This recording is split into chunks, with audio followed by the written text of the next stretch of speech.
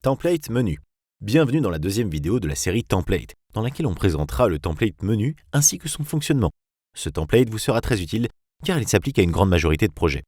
Commençons sans plus attendre. Rendez-vous sur la page des templates pour copier le template. Ensuite, on va pouvoir l'utiliser.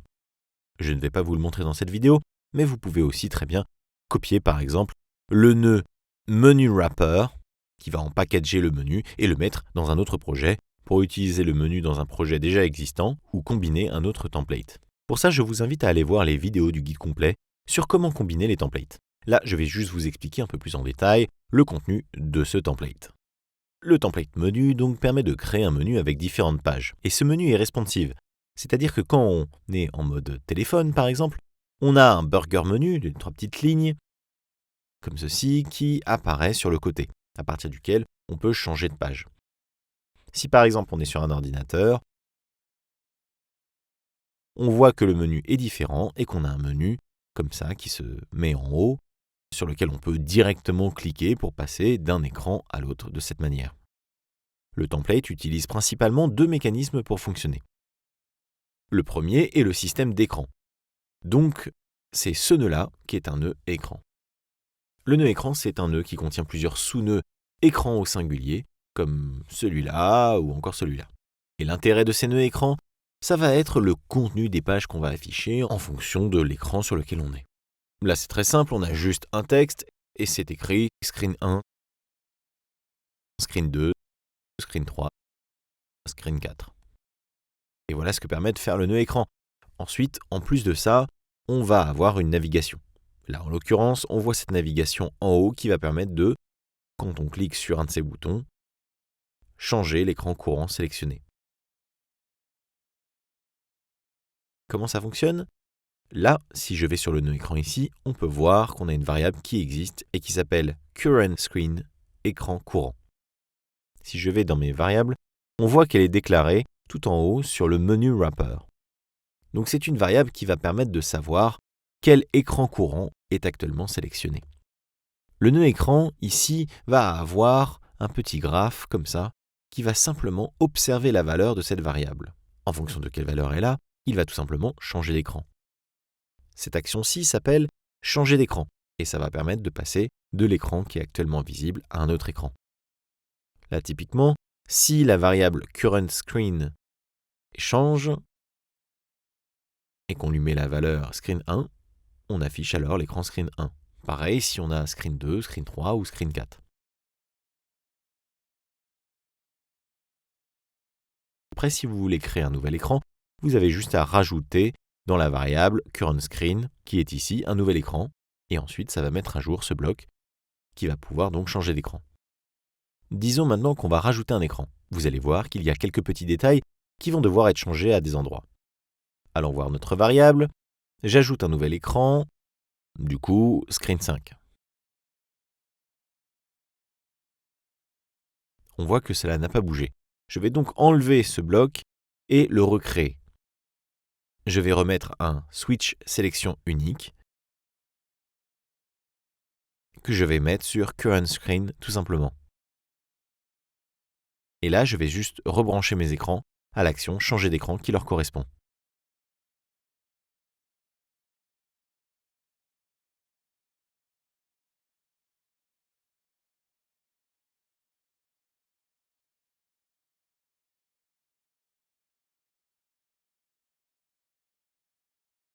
Comme vous pouvez le voir, il n'y a que 4 écrans parce que là, j'ai changé la variable ici, mais en fait, avant de pouvoir l'utiliser, il va falloir que dans les écrans, je rajoute un écran.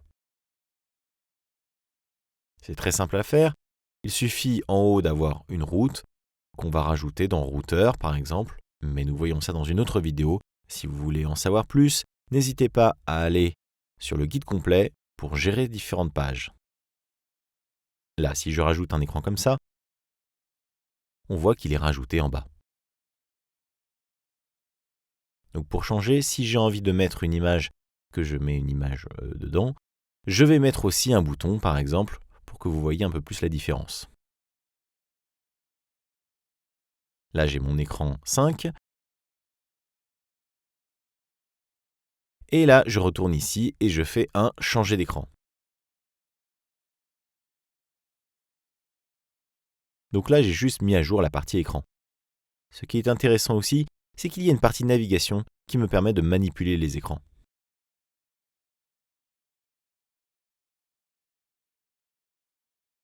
Comme vous avez pu le voir ici, Current Screen, c'est la variable qu'on regarde pour changer les écrans. En fait, ce qu'on va pouvoir faire dans notre navigation, c'est changer la valeur de Current Screen, et comme ça, automatiquement, le code va pouvoir changer d'écran correctement.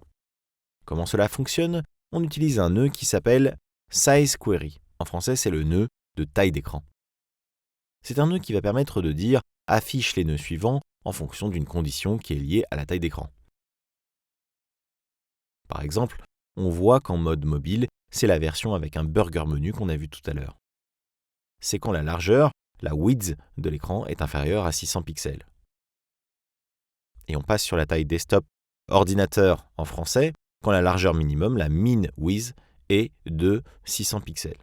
Ce qui fait que quand on a un écran inférieur à 600 pixels, on affiche ça, et quand on est au-dessus de 600 pixels, on affiche ça. Si je retourne là, comme vous le voyez, c'est par exemple le menu en mode desktop. Et si je vais voir par exemple dans les graphes de chacun de ces nœuds-là, tout ce qu'ils font, c'est qu'ils définissent Current Screen à l'écran à suivre. Ce que je vais faire, c'est que je vais rajouter un nouveau texte. Je vais coller Screen4 pour garder le style. Et je vais l'appeler Screen5 ici aussi. Et en fait, c'est ça qui me permet de dire que l'écran courant s'affiche en noir, comme vous pouvez le voir ici.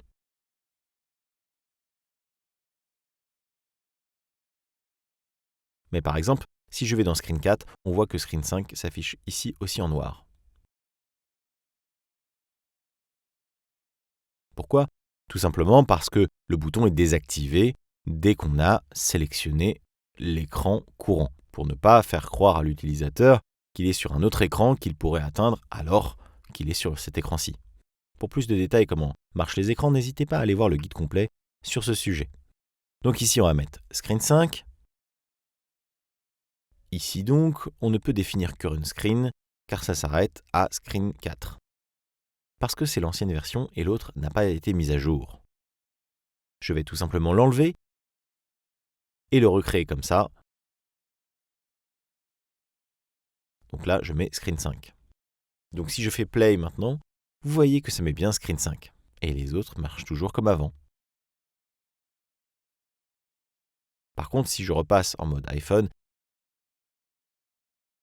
et que je fais ça, on peut voir que ce n'est pas le cas ici. Là, pareil, c'est très simple.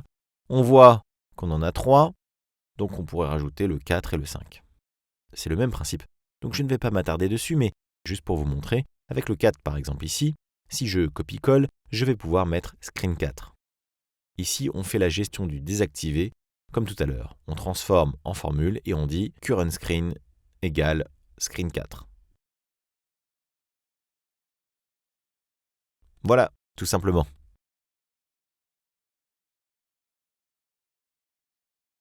Ça, c'était une manière de faire, mais il y en a une autre.